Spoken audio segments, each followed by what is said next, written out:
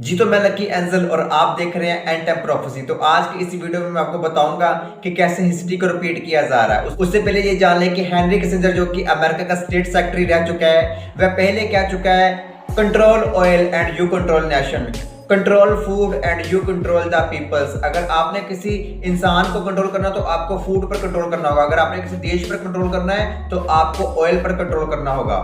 आप जानते हैं कि बहुत सारे देशों की जो अर्निंग सोर्स है वो ऑयल है और हर एक इंसान का जीवित रहने का सोर्स फूड है।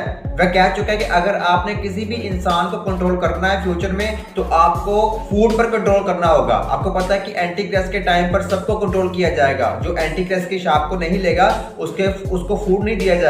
अगर फूड नहीं मिलेगा तो वो इंसान 15-20 दिन के अंदर मर जाएगा। तो जीवित रहने के लिए उसे टाइम पर फूड की जरूरत होगी। तो आज इस वीडियो में मैं आपको बताऊंगा किस तरह से हिस्ट्री को रिपीट किया जा रहा है। जो आज हो रहा है ये पहले भी हो चुका है। तो इस वीडियो को शुरू करने से पहले मैं आपको बता देना चाहता हूं कि ये हमारा न्यू चैनल है। इस चैनल को सपोर्ट करें, चैनल को शेयर करें, वीडियो को लाइक करें, कमेंट करें और चैनल को सब्सक्राइब करना ना भूलें। चलो वीडियो को शुरू करते हैं। आज ये जो मिडिल ईस्ट में जंग लगी हुई है, इसका मकसद सिर्फ और सिर्फ तेल को कंट्रोल करना है। उसका मकसद सिर्फ और सिर्फ पीपल्स को कंट्रोल करना है। जब से ये जंग शुरू हुई है मैं आपको बताता जा रहा हूँ कि ये जंग ईरान की ओर लैंड करेगी। ये जंग ईरान तक जानी है, लेकिन किसी ने मेरी बात को नहीं माना कि नहीं जी ऐसा नहीं हो सकता। लेकिन मैं आपको आज पूरी प्रूफ के साथ बताऊंगा कि कैसे ये जंग ईरान तक जाएगी ही जाएगी। जो चीज हमें मीडिया बता रहा है कि जंग उस वजह से लगी है, बेसिकली इसका रीजन वो नहीं है। इस जंग का रीजन मैं आपको बता चुका कि इस जंग का रीजन तेल है। ईरान को खत्म करना है, ईरान का जो तेल का सोर्स है उसको खत्म करना है, तेल के ऊपर पूरा कंट्रोल करना है। ये जंग न्यू वर्ल्ड ऑर्डर को लगाने के लिए लगाई गई है। ये तस्वीर जो आप देख रहे हैं ये सन 1973 की जंग को शो करती है, जब इस तरह की जंग लगी थी सीरिया के साथ। यहाँ पर आप देख सकते हैं ये जो व्हाइट कलर का है ये इसरा की फोर्स को शो करता है, और ये जो टैंक्स हैं ये शो कर रहा है दुश्मन नेशन को, जिन्होंने इसरा के ऊपर अटैक किया था 1973 में। कितनी हैरानी की बात है कि ये जंग भी 6 अक्टूबर को शुरू हुई थी और 26 अक्टूबर को खत्म हो गई थी, जिसको नाम दिया गया था द अक्टूबर वॉर। लेकिन अगर आप नोट करें तो ये जो जंग आज लगी हुई है, जो चल रही है, ये 7 अक्टूबर को शुरू होती है और आज 7 नवंबर हो चुकी है। अभी तक ये जंग खत्म नहीं हुई है, क्योंकि ये जंग लैंड करेगी ईरान की तरफ, ये जंग जाएगी ईरान की तरफ। और आज मैं आपको और भी प्रूफ दूंगा। उस टाइम जब ये जंग लगी थी तो अमेरिका ने साफ साफ कह दिया था कि मैं इजराइल के तरफ हूं। अमेरिका के अलावा बहुत सारी यूरोपियन कंट्रीज हैं जो इजराइल की तरफ खड़ी हुई थी। फिर इसके बाद अरब देशों ने फैसला किया था कि हम अमेरिका को तेल नहीं बेचेंगे। फिर ऐसे में आता है 1973 का ऑयल एम्बार्गो। आप जरा क्लिप देखें ताकि आपको पता चल सके कि उस समय अमेरिका की क्या सिचुएशन थी। This is NBC Nightly News, Wednesday, October 17th. Reported by John Chancellor. Good evening. The Middle East war produced developments all over the world today. The oil-producing countries of the Arab world decided to use their oil as a political weapon.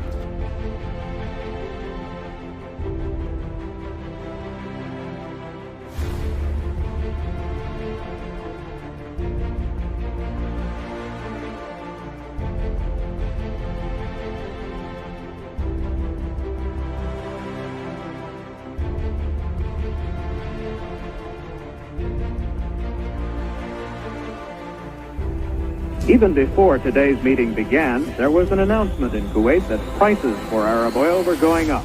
A huge increase voted in an overnight meeting without even consulting Western buyers. Then the ministers began what was to be an 8-hour meeting, resulting in their decision to reduce the flow of oil to America and other nations supporting Israel. The cutback will be 5% for the first month and an additional 5% for each passing month until Israeli forces leave occupied Arab land. The ministers added an appeal to the American people to stand beside the Arab world.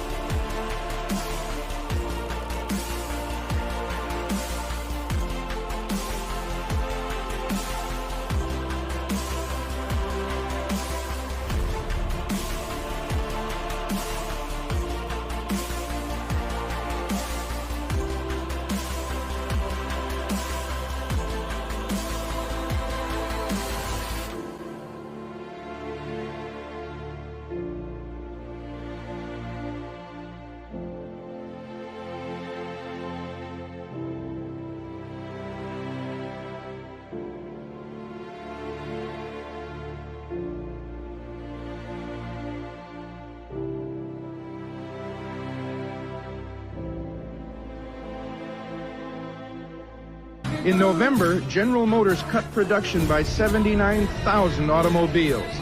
Big car dealers began to think small.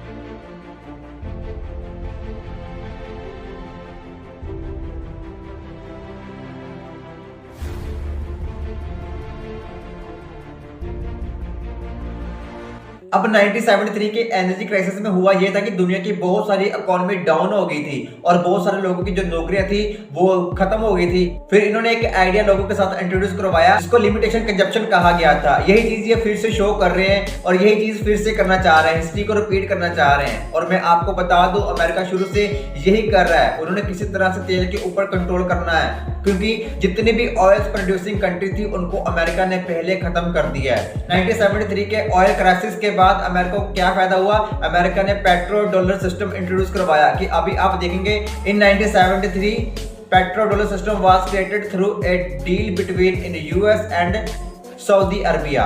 और इसके बाद जितनी भी दुनिया के अंदर countries हैं जो तेल खरीदती थी सऊदी अरबिया से, वह अमेरिकन डॉलर के अलावा कभी खरीद नहीं सकती थी, जिस कारण अमेरिका के डॉलर ने बहुत ज्यादा ग्रोथ किया। जिस तरह से उस वक्त अमेरिका ने इस प्लान पर काम किया था और वह कामयाब रहा, बिल्कुल उसी तरह से अब इस टाइम इसी प्लान पर काम किया जा रहा है। वो प्लान क्या है अभी आपको समझ आ जाएगा। 2022 में रशिया और यूक्रेन की जंग शुरू होती है और उसके बाद आपको पता है कि तेल की कीमतें बढ़ती गई और पूरी दुनिया के अंदर तेल की कीमतें बहुत ज्यादा बढ़ गई हैं। तेल की कीमत बढ़ने का रीजन क्या था? जंग। मैं आपको पहले बता चुका हूं कि जंग हमेशा इन्फ्लेशन को लेकर आती है, जंग हमेशा महंगाई को लेकर आती है। जैसे कि ये फूड शॉर्टेज हो गया, इकोनॉमिकली ग्रोथ कम हो जाती है। जैसे कि अमेरिका के अंदर 1973 में गाड़ियों की प्रोडक्शन बंद हो गई थी, बल्कि जो लोगों के पास अपनी गाड़ियां थी उनको भी उन्होंने सेल कर दिया। फिर लोगों ने क्या किया, जिनके पास थोड़े से पैसे थे उन्होंने साइकिलें खरीदनी शुरू कर दी, लेकिन जिनके पास पैसे नहीं थे उनके पास जो था, जिनके पास घोड़े थे उन्होंने घोड़ों को ट्रैवल किया, जिनके पास सूअर थे उन्होंने सूअरों के ऊपर ट्रैवल किया, जिनके पास जो कुछ था उन्होंने उसका इस्तेमाल किया ट्रैवल के लिए।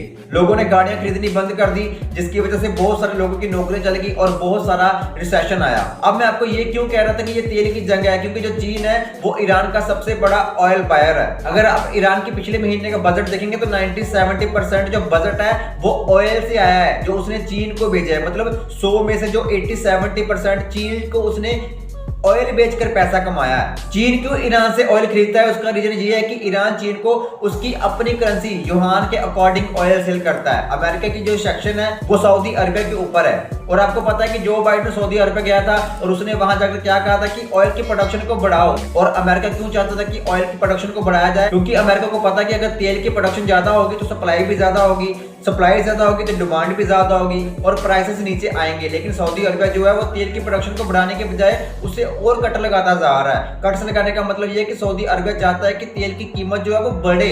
वैसे चीन ने सऊदी अरबिया से तेल तो खरीद लिया है, लेकिन जो उसका ज्यादा रुझान है वो ईरान की ओर है, क्योंकि अगर वो सऊदी अरबिया से तेल खरीदता है तो उसको डॉलर के अंदर लेना पड़ता है, लेकिन जब वो ईरान से लेता है तो उसको अपनी करेंसी युआन में लेना पड़ता है, जिसका इंपैक्ट सीधा डॉलर के ऊपर पड़ता है। तो जैसे ही मैं आपको पहले बता चुका कि इन्होंने पेट्रो डॉलर जो डील की उसकी वजह से जो अमेरिका का डॉलर है वो स्ट्रॉन्ग है। सीधी सी बात है कि अमेरिका को अपने सर्वाइवल का खतरा है, जिसकी वजह से ये जंग शुरू की गई है और अब ये जंग जाएगी ईरान की तरफ। और एक मेन चीज अभी आपको मैं बताना चाहता हूँ, वो मेन चीज ये है कि पूरी दुनिया की इकोनॉमी चलती है जो तेल के ऊपर, और ये कोई ढकी छुपी बात नहीं है, ये तो बच्चा बच्चा जानता है। और आप भी जानते होंगे कि दुनिया की हर एक चीज चाइना बनाता है, सुई से लेकर हाथ तक चाइना प्रोडक्शन करता है और पूरी दुनिया के अंदर उसकी प्रोडक्शन जाती है। और अगर चाइना के पास तेल नहीं होगा तो उसकी इकोनॉमी स्लो हो जाएगी, इकोनॉमी स्लो हो जाएगी तो उसकी प्रोडक्शन स्लो हो जाएगी, प्रोडक्शन स्लो हो जाएगी तो उसकी जो चैन सप्लाई है वो उस पर इंपैक्ट आएगा, और अगर चैन सप्लाई पर इंपैक्ट आएगा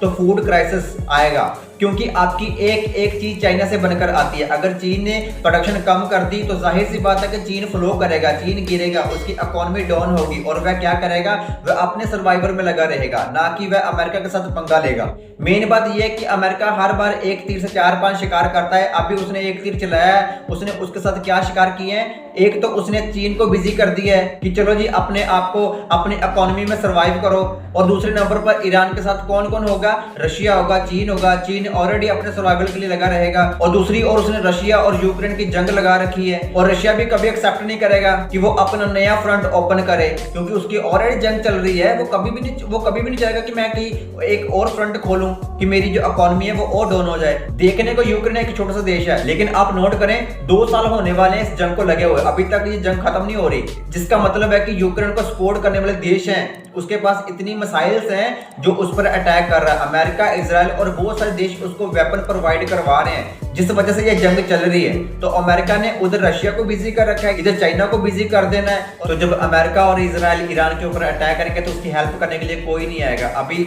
चाइना है जो उसकी हेल्प करने की कोशिश कर रहा है, लेकिन अमेरिका ने उसको भी बिजी कर देना है, जिससे पूरी दुनिया की चैन सप्लाई इफेक्ट होगी। यहाँ पर एक इंपॉर्टेंट न्यूज ये है कि ईरान के जो फॉरेन मिनिस्टर उसने कहा है कि एक बार फिर से ऑयल एम्बार्गो किया जाए इजराइल के खिलाफ, जबकि इससे इजराइल को कोई फर्क नहीं पड़ने वाला, क्योंकि 1973 में अमेरिका ने खुद ऑयल निकालना शुरू कर दिया है। अब इस दुनिया का सबसे बड़ा अगर कोई ऑयल प्रोड्यूसर कंट्री है तो वो अमेरिका है, क्योंकि अब अगर ये ऑयल एम्बार्गो लेकर आते हैं तो उसका अमेरिका या इजराइल के ऊपर कोई फर्क नहीं पड़ेगा, ना किसी यूरोप कंट्री के ऊपर फर्क पड़ेगा, क्योंकि इजराइल छोटा सा देश है। अगर उसने तेल लेना भी है तो वो अमेरिका से ले लेगा डॉलर में, तो फिर इसका इंपैक्ट किसके ऊपर पड़ने वाला है? आप पर और मुझ पर, क्योंकि ऑयल की कीमत बढ़ेगी। ऑयल की कीमत बढ़ने के साथ साथ मुल्क में महंगाई आएगी, जितनी महंगाई बढ़ेगी फूड शॉर्टेज हो जाएगा। फूड शॉर्टेज का मतलब ये नहीं है कि खाना नहीं मिलेगा, सब कुछ होगा, फूड होगा, आपके सामने सब कुछ, सब्जियां भी होंगी, लेकिन लोगों के पास पैसे नहीं होंगे, महंगाई इतनी ज्यादा हो जाएगी, लोग उसको अफोर्ड नहीं कर पाएंगे जी। तो यही वो मेन वजह है जिसकी वजह से मैं आपको कह रहा हूँ कि जंग ईरान की ओर जाने वाली है। तो मैं आपको बता देना चाहता हूँ कि बहुत जल्दी यीशु मसीह आने वाले हैं, क्योंकि ये सारे एंड टाइम के इवेंट्स हमारी आंखों के सामने पूरे होते जा रहे हैं। अगर आप यीशु मसीह के बारे में नहीं जानते हो तो मैं आपको बोलना चाहता हूँ कि प्लीज अपने पर थोड़ा सा तरस खाएं और यीशु मसीह के बारे में जानें। इस वीडियो को ज्यादा से ज्यादा अपने लोगों के साथ शेयर करें, ताकि लोगों को आने वाली मुसीबत से अवेयर किया जा सके,